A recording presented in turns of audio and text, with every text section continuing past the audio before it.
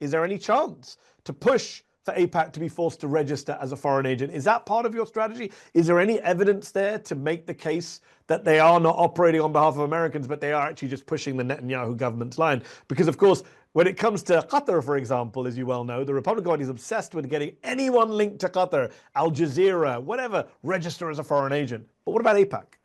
So I think there's a broader conversation to be had here, right, about the role of money in politics, and for that matter, about the laws that govern campaign finance contributions, because I think there is a lot of wriggle room, and I'm sure that AIPAC has some pretty good lawyers who make sure that they stay within the very broad interpretation that is currently applied to our campaign finance. But I think the broader point, though, is that, of course, they are putting, the interests of Israel first.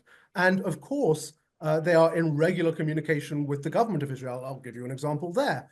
It was very often working on, potential arms transfers in the State Department, that before arms transfers were even public, when they were just being discussed between the United States government and the government of Israel, AIPAC would be coming in the door and saying, you're going to support this, of course, right? And you're going to speed it up, right? So there is clearly a channel of communication there. And I think the broader question, again, is what they are pushing in America's interest? And if you, again, look at the arguments that they allow out on their own webpage of where that overlap in interest is, it's a very weak argument, and it really does fall apart when you pick at it.